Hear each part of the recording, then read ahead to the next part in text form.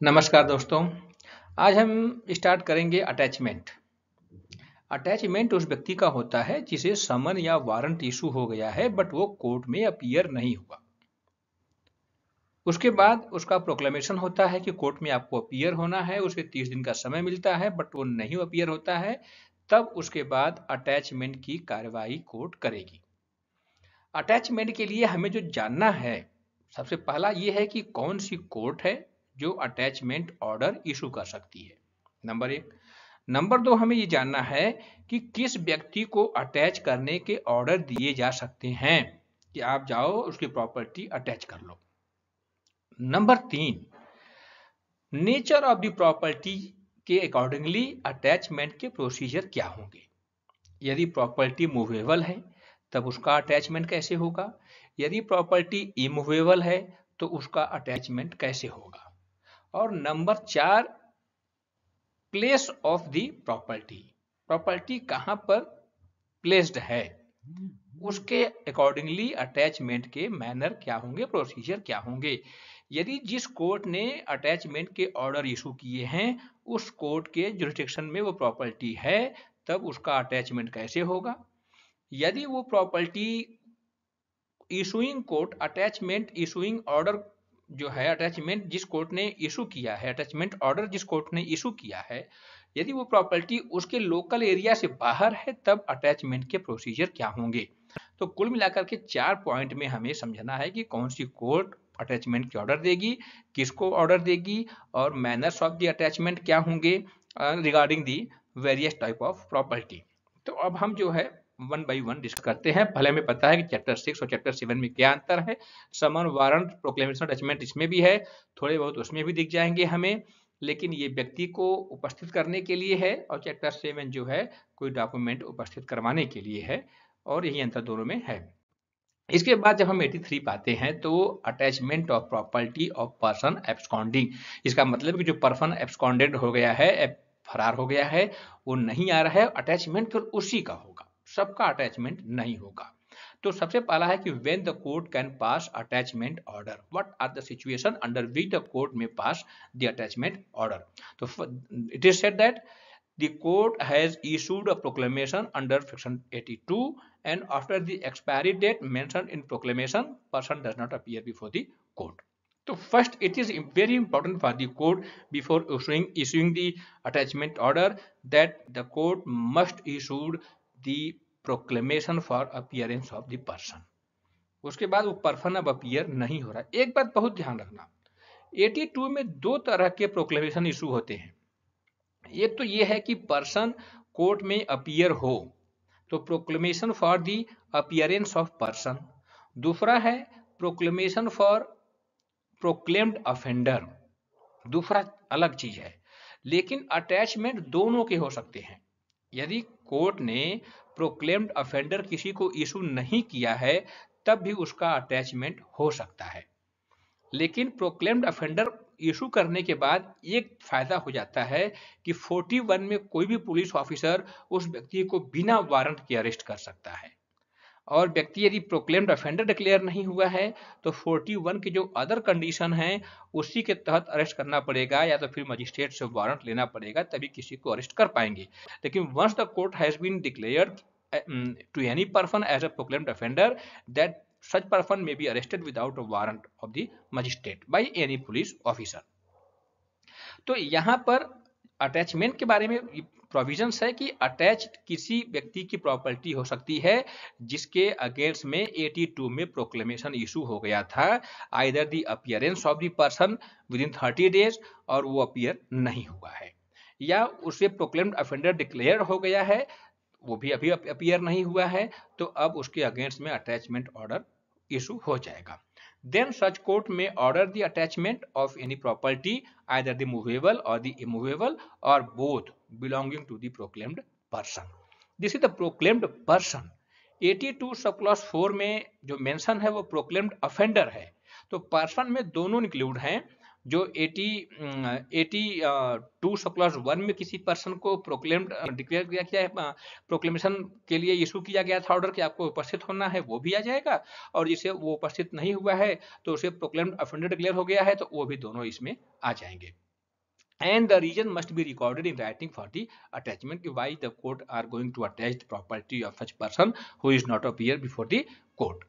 Then when the court can pass proclamation and attachment order at a time, पहला हमारा जो criteria था कि कोर्ट ने प्रोक्लेमेशन इशू किया हो 82 के तहत, उसके बाद ही कोर्ट अटैचमेंट ऑर्डर पास करेगी। तो कम से कम जब इशू होगा प्रोक्लेमेशन तो 30 डे का उसे समय दिया जाएगा। लेकिन यहाँ पर एक ऐसा सिचुएशन बताया गया है कि प्रोक्लेमेशन ऑर्डर और अटैचमेंट ऑर्डर एक ही साथ इशू कोर्ट कर सकती है। तो क्या क्या बताया गया है?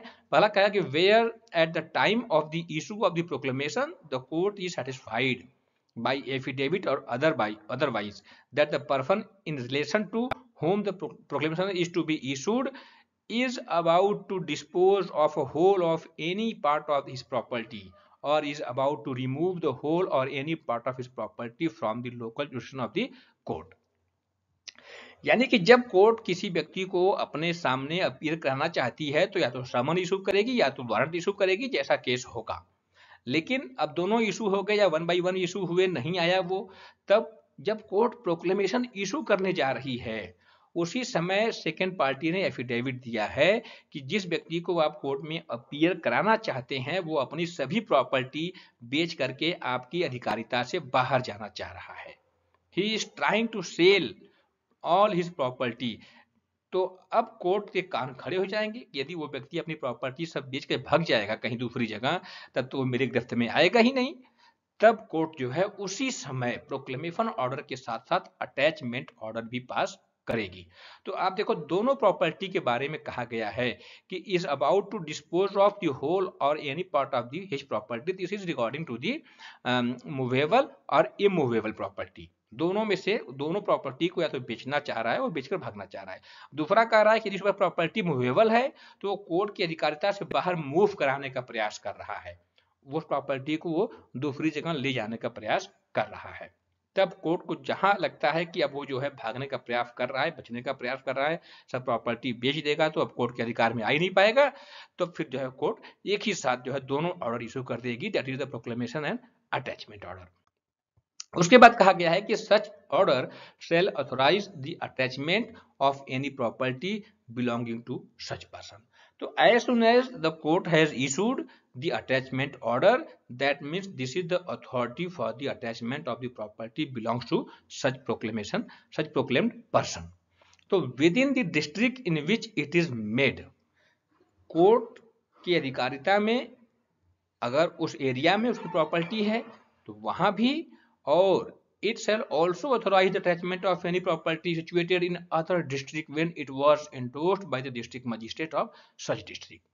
So that means that order, that attachment order also authorize the person to whom it is issued that he can move to other district or also attach the property belongs to that person, but before making that he will take the endorsement of the district magistrate of that area. तो उस area में जाएगा, वहां का district magistrate से जो है वो दिखाएगा, उनकी इंडोर्समेंट लेगा और फिर जो है वो अटैचमेंट के ऑर्डर, अटैचमेंट के प्रोसीडिंग स्टार्ट करेगा। तो जिस कोर्ट, जो कोर्ट है जिस कोर्ट ने अटैचमेंट ऑर्डर इशू किया है उसी एरिया में करवाना है अटैचमेंट, तो कोई दिक्कत नहीं है। जिस व्यक्ति को दिया गया है वो जाएगा अटैचमेंट करवा लेगा। लेकिन जब दूसरे एरिया में जाकर के अटैचमेंट ऑर्डर एग्जीक्यूट करवाना है तब वहां के डिस्ट्रिक्ट मजिस्ट्रेट को ऑर्डर दिखाना पड़ेगा और डिस्ट्रिक्ट मजिस्ट्रेट उसके पीछे साइन करेगा अपनी, उसके बाद ही वो अटैचमेंट किया जाएगा। फिर अब हम आते हैं movable property. Movable property and डेप्ट हाउ अटैच्ड। मूवेबल प्रॉपर्टी और कोई डेप्ट है तो इसका अटैचमेंट कैसे होगा? तो अब कहा गया है कि if the property order to be attached is the डेप्ट or other movable property, the attachment under this provision shall be made. कैसे? By seizure. पहला तो यही होगा कि जाकर के वो अधिकारी उस प्रॉपर्टी को सीज कर लेगा। जैसे ही वो सीज कर लेता है तो इसका मतलब है कि अब प्रॉपर्टी कोर्ट के अधिकार में आ गई। दूसरा है by the appointment of a receiver. Property इतनी बड़ी है, property this is the movable property, ऐसा है कि उसकी देख रेख करना आवश्यक है। तब कोर्ट वहां पर एक रिसीवर अपॉइंट कर देगा और वो रिसीवर उस प्रॉपर्टी की देख रेख करेगा, अपने कब्जे में ले लेगा और वो on behalf of the court उस प्रॉपर्टी की देख रेख करेगा, तब भी प्रॉपर्टी अटैच मानी जाएगी, भले प्रॉपर्टी वहीं पड़ी है जहां पे वो थी पहले ही। फिर C, by an order in writing prohibiting the delivery of such property to the proclaimed person or to anyone on his behalf। जिस व्यक्ति की प्रॉपर्टी अटैच होनी है वो प्रॉपर्टी मूवेबल प्रॉपर्टी है और उस पर्सन ने, उस एक्यूज्ड पर्सन ने अपनी प्रॉपर्टी किसी दूसरे को दे रखी थी, तो कोर्ट उस दूसरे व्यक्ति को ऑर्डर कर देगा कि आप प्रॉपर्टी उसे नहीं लौटाएंगे, वो प्रॉपर्टी आपको आकर के कोर्ट में जमा करनी है। अगर मान लो एक व्यक्ति ने अपने 1 लाख रुपए किसी को उधार दिया था, तो जिसको उधार दिया था उस व्यक्ति से अब कोर्ट कह देगी कि वो उधार आपको लौटाना नहीं है, आप आकर कोर्ट में जमा करेंगे। तो कोर्ट जैसे ही उससे ऑर्डर कर देगी, अब वो 1 लाख रुपीज जो है अटैच हो गया। उसके बाद कहा गया है कि by all or any two of such method as the court think fit. तो या तो सभी तरीके से या किसी 2 तरीके से या किसी एक तरीके से, जितना भी कोर्ट थिंक फिट करती है, अच्छा फील करती है कि हाँ इस तरीके से प्रभावी होगा, इफेक्टिव होगा अटैचमेंट, उस तरीकों को अडॉप्ट करके कोर्ट मूवेबल प्रॉपर्टी को अटैच कर सकती है। तो this is regarding the movable property. अब हम आते हैं इमूवेबल प्रॉपर्टी। वो प्रॉपर्टी जो आसानी से मूव नहीं कर सकती है। इसमें क्या होगा, इसमें प्रॉपर्टी 2 तरीके से होगी। एक तो वो प्रॉपर्टी होगी जिसका लैंड रेवेन्यू नहीं पेमेंट होता है, कलेक्टर को लैंड रेवेन्यू नहीं दिया जाता है, और दूसरी प्रॉपर्टी ऐसी होगी जिसका लैंड रेवेन्यू पे किया जाता है। तो जो आबादी की भूमि है, आबादी की भूमि का जो है लैंड रेवेन्यू नहीं दिया जाता है, और जो एग्रीकल्चरल लैंड है उसका लैंड रेवेन्यू दिया जाता है। तो 2 तरह की प्रॉपर्टी है, तो इसलिए 2 तरीके भी अडॉप्ट किए गए हैं यहाँ पर। तो पहला हम देखेंगे कि immovable property how attached if it is land paying revenue. तो अगर लैंड रेवेन्यू पेइंग है तो इसका मतलब है कि उसका रेवेन्यू दिया जाएगा कलेक्टर को, तो इसलिए वो प्रॉपर्टी कलेक्टर के थ्रू ही अटैच की जाएगी।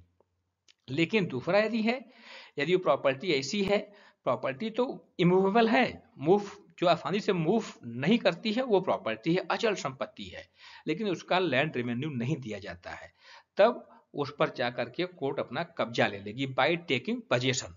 उसको अपने कब्जे में ले लेगी, अपना ताला मार देगी, सील वहां पे जो है सब सील वगैरह लगा देगी। दूसरा है by appointment of a receiver, एक रिसीवर अपॉइंट कर देगी जो प्रॉपर्टी की देख रेख करेगा, उसके द्वारा भी अटैचमेंट हो जाएगा। By an order in writing prohibiting the payment of rent on delivery of property to the proclaimed person or to anyone on his behalf. Suppose that वो प्रॉपर्टी ऐसी है, जो बिल्डिंग है जिसे किसी को किराए पे दिया गया था, अब उसे अटैच करना है, तो किराएदार को कोर्ट ऑर्डर कर देगी कि अब किराया जो है आप उस व्यक्ति को नहीं देंगे, जाकर कोर्ट में सबमिट करेंगे। या हो सकता है कि जिस व्यक्ति की प्रॉपर्टी अटैच की जानी थी, उस व्यक्ति ने अपनी प्रॉपर्टी मॉर्गेज कर दी थी, तो जिसको मॉर्गेज किया था उसको कोर्ट ऑर्डर कर देगी कि अब प्रॉपर्टी आप वापस नहीं लौटाएंगे, उसे प्रॉपर्टी आकर कोर्ट में सबमिट करेंगे, जो उसके पेपर है कोर्ट में सबमिट करेंगे, और अब वापस जो है मॉर्गेज का फोरक्लोजर नहीं होगा, रिडेम्पशन नहीं होगा, जो भी होगा तो रिडेम्पशन नहीं होगा मॉर्गेज का।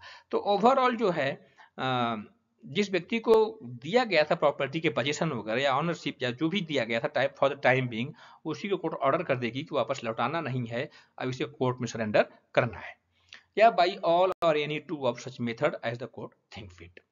इसके बाद जो है if the property order to be attached consist of livestock or is of perishable nature. कोई ऐसी प्रॉपर्टी अटैच करनी है जो एनिमल हों या उसके लाइव स्टॉक हों या कुछ ऐसा हो जो जल्दी नष्ट होने वाला है, पेरिशेबल नेचर का हो, तब उसको अटैच करके कोर्ट कहाँ ले जाएगी? तो इसमें प्रॉब्लम होती है। अब गाय हैं, भैंस हैं, बैल है, बकरी है, अटैच करनी है, कुर्की करनी है उसकी, तो इसलिए उसके लिए कुछ स्पेसिफिक प्रोविजन यहाँ पे बनाए गए हैं। तो कहा गया है कि यदि कोर्ट ये सही समझती है तो इफ द कोर्ट में if think fit it expedient order immediate sale thereof, तो उसको बेचने के लिए कोर्ट ऑर्डर कर सकती है कि इन प्रॉपर्टी जितने भी लाइव स्टॉक हैं, गाय बैल भैंस बकरी हैं या जो नष्ट होने वाली चीजें हैं, इनको आप बेच दो। And in such case the proceed of the sale shall abide the order of the court. और जितने भी इनकम उससे होंगे बेचने के बाद वो सब अटैच किए जाएंगे और कोर्ट में जाकर के जमा होंगे। उसके बाद एक रिसीवर की बात कही गई है कि रिसीवर जब कोर्ट अपॉइंट करता है किसी प्रॉपर्टी की देख रेख के लिए, जो प्रॉपर्टी अटैच की गई है, तो उसके वही पावर्स होंगे जो सिविल प्रोसीजर कोड में दिए गए हैं। उसके बाद अब प्रॉपर्टी अटैच हो गई है तो उसका क्लेम भी दो व्यक्ति कर सकते हैं। एक तो पर्सन वो है जो इनोसेंट है और गलती से उसकी प्रॉपर्टी अटैच हो गई, या वो व्यक्ति ऐसा हो सकता है कि वो एक्यूज्ड पर्सन के साथ पार्टनर रहा हो, पार्टनरशिप रही हो, अब प्रॉपर्टी पूरी अटैच हो गई जबकि उससे उसके हिस्से की प्रॉपर्टी अटैच नहीं की जानी चाहिए थी। तो वो इनोसेंट पर्सन, वो थर्ड पर्सन, वो अदर पर्सन क्लेम जाकर करेगा कोर्ट में कि मेरी प्रॉपर्टी जो अटैच की है उसको रिलीज किया जाए, because this is not subject for the attachment, this property is not belong to the proclaim person. दूसरा है कि जो प्रोक्लेम्ड पर्सन है वो भी बाद में आकर के क्लेम कर सकता है कि जब आपने मुझे समन या वारंट इशू किया था तो मुझे नहीं पता था कि मेरे अगेंस्ट में कोई ऐसा समन या वारंट है, या जो आपने मुझे प्रोक्लेमेशन इशू किया था कोर्ट में अपीयर होने के लिए फॉर दी अपीयरेंस जो है, तो वो भी मुझे पता नहीं था कि आपने कोई ऐसा ऑर्डर इशू किया है।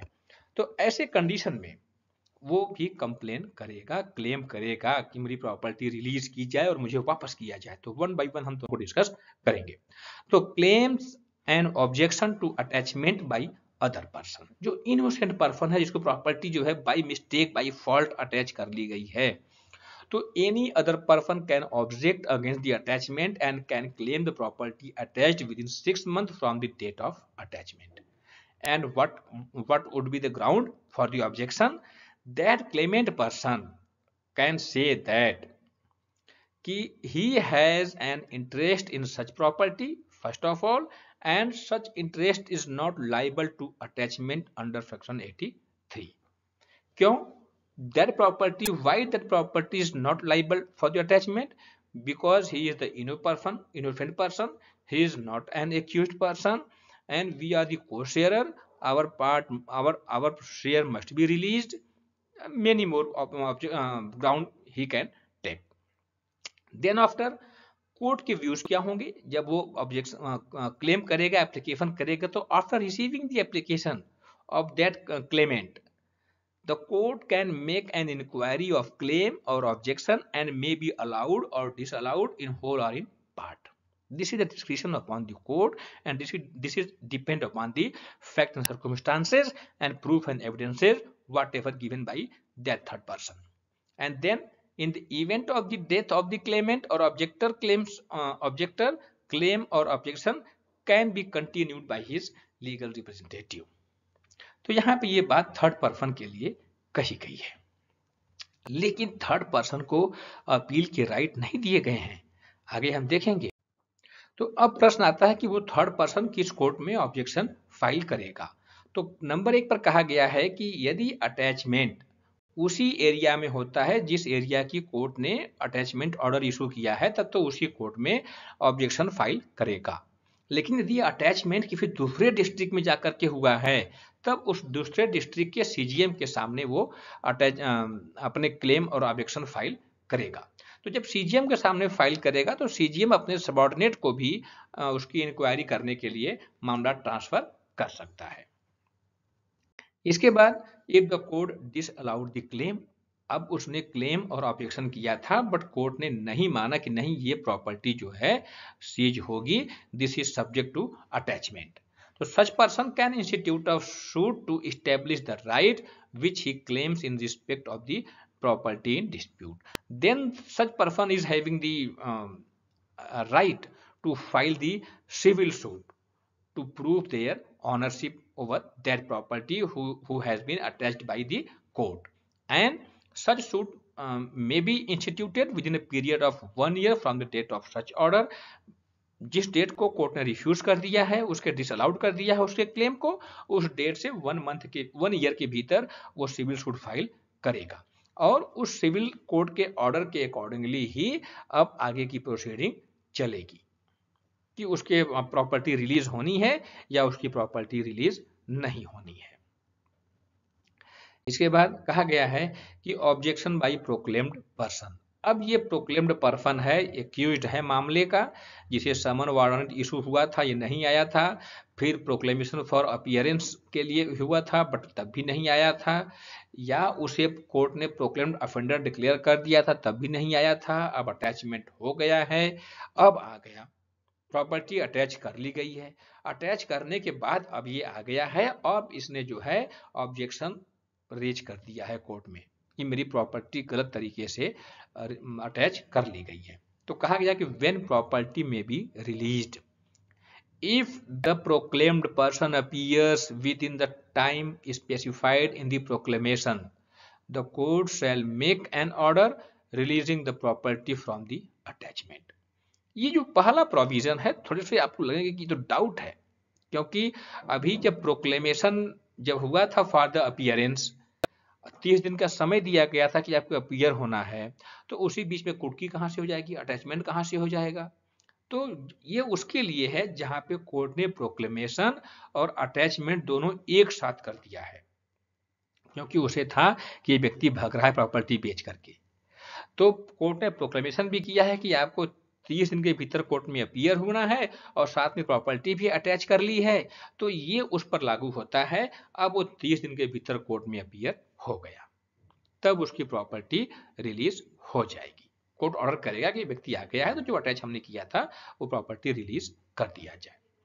उसके बाद कहा गया है कि अदर सिंपल तरीके में प्रॉपर्टी जहां अटैच कर ली जाती है या वो व्यक्ति जो है स्पेसिफाइड डेट में नहीं आता है, अटैच करने के बाद जब कोर्ट जो है अटैच करने के प्रोक्लेमेशन करती है, तब भी कोर्ट एक टाइम देती है उसमें कि इतने दिन के भीतर व्यक्ति आ जाएगा, तब हम उसकी प्रॉपर्टी रिलीज कर देंगे। अब वो 6 महीने हो सकता है, 3 महीने हो सकता है। तो यदि व्यक्ति उसके भीतर भी आ जाता है, तब ये पहला क्लॉज हमारा तभी उस पर भी अप्लाई हो जाएगा और उसकी प्रॉपर्टी रिलीज कर दी जाएगी। लेकिन अगर व्यक्ति नहीं आता है, तो devolution of property to the state government, वो प्रॉपर्टी जो है स्टेट गवर्नमेंट को चली जाएगी और उसका जो है ऑनरशिप स्टेट गवर्नमेंट हो जाएगा। The property under the attached shall be at the disposal of the state government. तो व्हेन प्रॉपर्टी में बी सोल्ड, प्रॉपर्टी अटैच कर ली गई है, व्यक्ति को 6 महीने का, 3 महीने का, 2 महीने का टाइम दिया गया है कि आपको उपस्थित हो जाना है, तब आपकी प्रॉपर्टी रिलीज कर देंगे। लेकिन अटैच करने के बाद कुछ ऐसे कंडीशन होते हैं कि प्रॉपर्टी को संभालना बड़ा मुश्किल होता है, तब प्रॉपर्टी सेल कर दी जाएगी। पहला कहा गया है कि expiration of 6 month from the date of attachment, then the property may be sold. Second कहा गया है कि any claim preferred or objection made has been disposed of when any person filed any claim that this property is not subject to attachment, और वो claim जो है वो objection dispose of हो गए हैं और उस व्यक्ति के फेवर में नहीं हुए हैं, कहा गया कि अटैचमेंट सही हुआ है, तब उसके बाद वो प्रॉपर्टी सेल की जा सकती है। या कहा गया कि if it is subject to speedy and natural decay, property ऐसी है जो नष्ट हो रही है, खराब हो सकती है धीमे धीमे, तो उसको सेल कर सकते हैं। या the court considers that the sale would be for the benefit of the owner. अगर सेल ऐसा है, अगर वो अटैचमेंट प्रॉपर्टी ऐसी है, जो अटैच्ड प्रॉपर्टी है ऐसी है कि उसका अभी सेल किया जाना उसके ऑनर के लिए फायदेमंद होगा, तब भी कोर्ट उसे सेल करवा सकती है। जैसे कोई शेयर वगैरह है जिसके अभी गिर रहे हैं भाव, तो कोर्ट उसको सेल करवा सकती है। तो अब अटैचमेंट हो गया। अटैचमेंट में जो टाइम दिया गया था उसमें व्यक्ति अपीयर नहीं हुआ कोर्ट के सामने, तो अब वो प्रॉपर्टी कहां चली जाएगी, स्टेट गवर्नमेंट को। तो अटैचमेंट से 2 साल के भीतर जब वो व्यक्ति आ जाता है, लेकिन वो प्रॉपर्टी स्टेट गवर्नमेंट में वेस्ट हो गई थी, तब such person is apprehended and brought before the court by whose order the property was attached. वो पर्सन या तो जो है गिरफ्तार करके या किसी अदर तरीके से जो है कोर्ट में लाया जाता है या उपस्थित हो जाता है जिसने अटैच के ऑर्डर दिए थे। तो such person proves before any senior court that, या वो व्यक्ति किसी सीनियर कोर्ट में पहुंच जाता है या तो उसने एप्लीकेशन देगा, या किसी अदर तरीके से वहां पहुंचता है, रिवीजन करता है, कुछ भी करता है, अपील करता है अटैचमेंट के अगेंस्ट में जो है, और वहां पर वो प्रूफ करता है दो बातें: ही डिड नॉट एब्सकॉन्ड और conceal himself for the purpose of avoiding execution of warrant, and that he had not such notice of the proclamation as to enable him to attend within the time specified therein। तो वो गिरफ्तारी से बचने के लिए बच नहीं रहा था, छिप नहीं रहा था, और उसे प्रोक्लेमेशन के बारे में कोई जानकारी नहीं थी। तो सच अटैच्ड प्रॉपर्टी और proceed of sale will be released and delivered to him.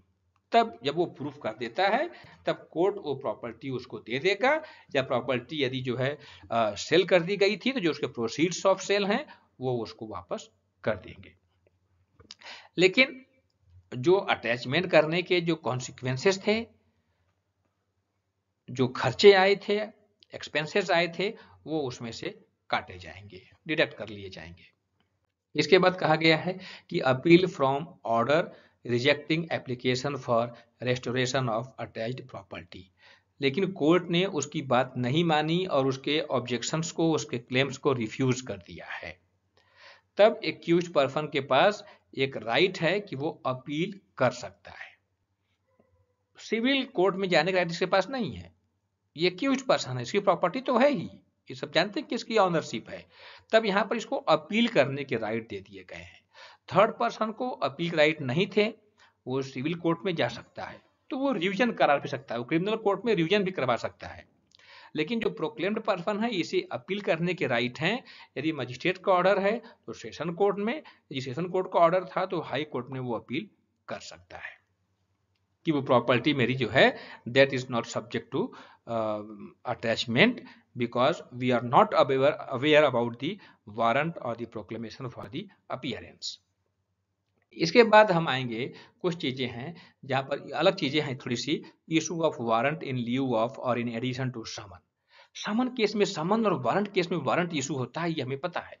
लेकिन क्या समन केस में वारंट इशू हो सकता है?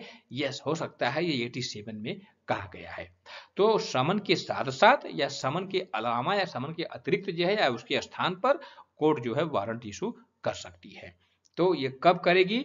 जब कोर्ट को ये सब कोर्ट के सामने ये सबूत लाया जाता है कि जिसे समन इशू किया गया है वो जो है समन का पालन नहीं करेगा, वो अब फरार हो गया है, वो छिप रहा है, he has absconded, या he will not obey the summon, या if the summon is served but he fails to appear at prescribed time within reasonable without the reasonable excuse is offered for such failure। तो court से ये कहा जाता है कि जिसको आप समन इशू करने जा रहे हैं वो तो फरार हो गया है, वो तो है ही नहीं, या यदि आपने समन इशू कर दिया तो भी वो फॉलो नहीं करेगा, या फिर समन जो है ये जो समन सर्व, समन जो सर्व हो गया है उस पर समन की सर्विस हो गई है, लेकिन वो प्रिस्क्राइब टाइम में कोर्ट में अपीयर नहीं हो रहा है और न ही उसने कोई एक्सक्यूज दिया है कि वो क्यों अपीयर नहीं हो रहा है। तब कोर्ट जो है समन के बदले वारंट इशू कर सकती है, या अगर पहले समन इशू किया है तो उसके एडिशन, उसके अलावा भी जो है उसके अतिरिक्त जो है इन एडिशन जो है वारंट इशू कर सकती है। Power to take bond for appearance. तो जहां पर ऐसा व्यक्ति है जिसके खिलाफ समन इशू किया गया था वो नहीं हाजिर हुआ है, बाद में वारंट इशू हो गया है, तो या तो फिर उसने जो है खुद अपीयर हो गया है या वारंट की तरफ से गिरफ्तार करके लाया गया है कोर्ट के सामने, तब वहां पर जो जब आता है तो कोर्ट जो है उसे एक बॉन्ड एग्जीक्यूट करवाएगी। तो such court may order to that person to execute a bond with or without surety and for his appearance in such court or any other court to which the case may be transfer for the trial. तो यहाँ पर चीजें कही गई हैं। उसके बाद जो है arrest on breach of bond for appearance. When any person execute bond to appear before a court and he does not appear, वो आ तो गया समन पे या वारंट पे और उसने बॉन्ड भी एग्जीक्यूट कर दिया है कि हम ठीक अपीयर होंगे, तब वहां पर the officer presiding in such court may issue a warrant directing that such person be arrested and produce before court. तो बिफोर हिम, तो इसका मतलब है कि उसके बाद जो है एक यहाँ भी मामला है कि अगर मान लो समन इशू हुआ था, समन केस था, समन इशू हुआ था, कोर्ट में आ गया, उसने बॉन्ड एग्जीक्यूट किया कि मैं अपीयर होऊंगा, वो अपीयर नहीं हो रहा है, तब उसे वारंट इशू होगा कि इसको गिरफ्तार करके ले आओ मेरे पास। तो यानी कि समन मामले में वारंट यहाँ भी इशू हो सकता है कि यदि उसने बॉन्ड एग्जीक्यूट किया था अपीयर होने के लिए बट अपीयर नहीं हुआ है। तो यहाँ पर चीजें ये भी हमें देखने को मिलेगी। इसके बाद 90 है provisions of this chapter generally applicable to summon and warrant of arrest. तो समन और वारंट ऑफ अरेस्ट के जो प्रोविजंस जो चीजें हैं पूरे सीआरपीसी में जहां जहां भी समन और वारंट कोर्ट इशू करेगी उसमें यही रूल्स फॉलो होंगे चैप्टर 6 वाले। तो चैप्टर 6 में जो समन और वारंट के जो रूल्स हैं वो पूरे सीआरपीसी पे हर एक प्रोविजन पे एप्लीकेबल होंगे जहां भी कोर्ट समन और वारंट इशू करेगी। समन और वारंट कोर्ट कई जगह जो है कई सिचुएशन में जो है इशू करती है। ट्रायल चल रहा है, किसी गवाह को बुलाना है, विटनेस को बुलाना है, तब वहां भी समन इशू करेगा। विटनेस नहीं आ रहा है तो वारंट इशू करेगा। यदि एक्यूज्ड पर्सन है वो बेल पर है, अब हियरिंग चल रही है, उसे बुलवाना है, समन भैया नहीं आया, तब वहां भी वारंट इशू कर देगा। एक्यूज्ड जो है पनिश हो गया है, उसे बेल मिल गई है अपील करने के लिए, उसने अपील फाइल किया है बट अब वो कोर्ट में अपीयर ही नहीं हो रहा है तो कोर्ट वहां भी वारंट इशू करेगी। तो जहां जहां भी समन या वारंट इशू होगा यहीं की प्रोविजन अप्लाई होंगे। तो बने रहिए हमारे साथ, इसके बाद हम जो है नेक्स्ट चैप्टर स्टार्ट करेंगे। धन्यवाद।